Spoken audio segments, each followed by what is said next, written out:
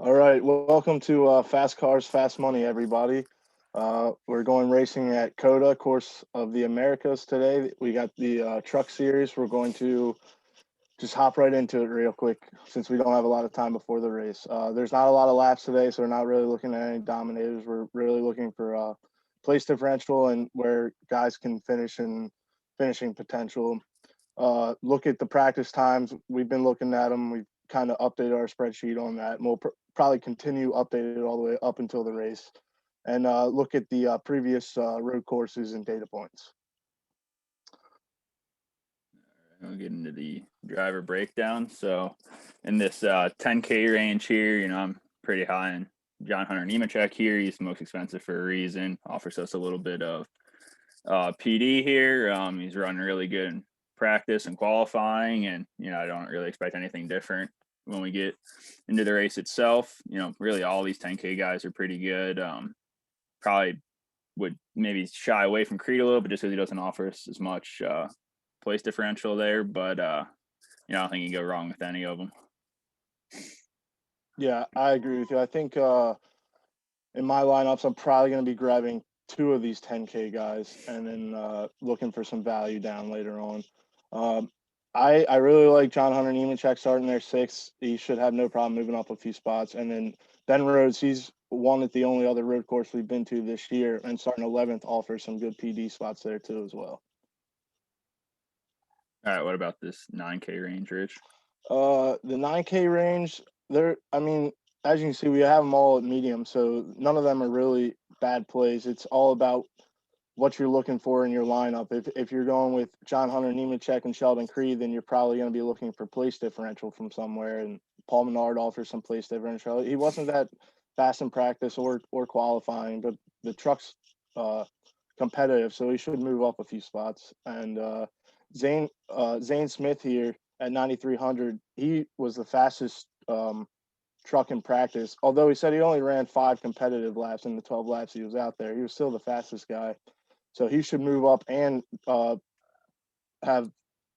potential to win this race as well. Yeah, I can agree with you there. I think Zane Smith out of this hole is probably your my favorite play. A little bit lower in it. It's going to be hard, I think, if you're getting two of those 10K guys to get a 9K guy as well.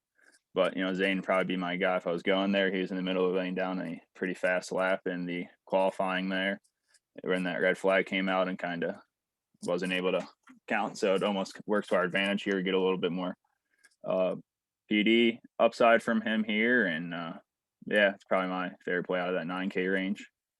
So moving down into this $8,000 range, same thing. It might be a little hard to get one of these guys, but probably get one of them.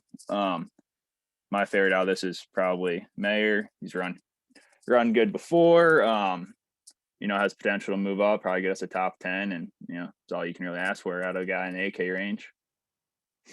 Yeah, in this 8K range, Sam Mayer is probably the best play.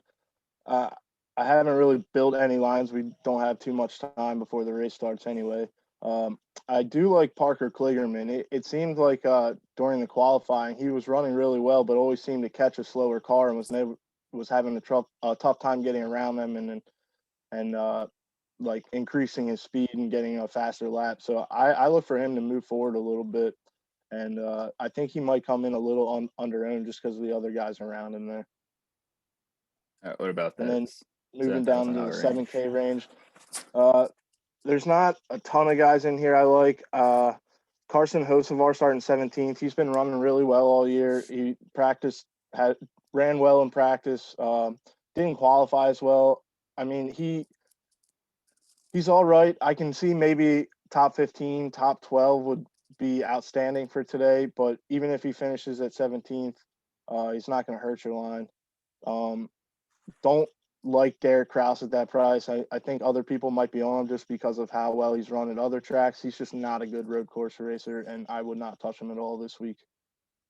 Yeah, someone else I'm not going to shy away from is going to be Sauter. He's offers a lot of upside here for us, and he can run well, and starting 27th, there's going to be a lot of accidents today based off how qualifying was going. They were spinning out, hitting the wall, just trying to qualify.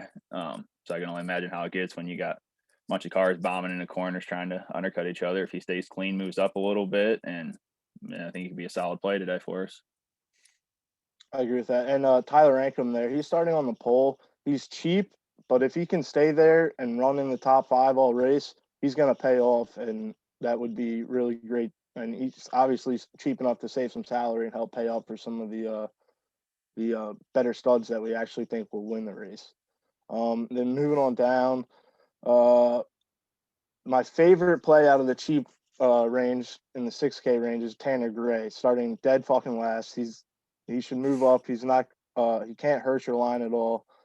So I have no problems playing him. And then Chase Purdy and the GMS equipment. I know Chase Purdy hasn't been great this year, but starting 31st and they're going to be in the rain, just needs to keep the car clean and should be able to pay off this cheap price tag this week.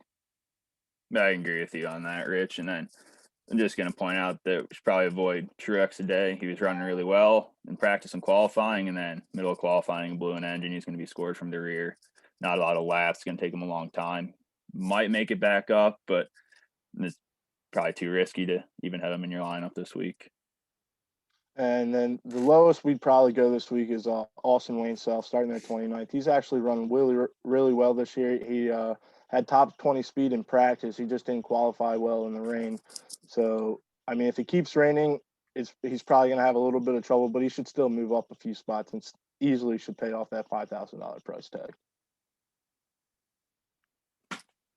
Any other thoughts, Kevin? No, I think that's pretty much it. We'll try to have these Xfinity video out here as soon as they finish up qualifying. We can get it together, and yeah, good luck to you. All right, hop over to Twitter so you can get access to this spreadsheet. We're going to be updating all the way up until race time, and then we should hopefully have an Xfinity video out, hopefully an hour before race time. So good luck today, everybody.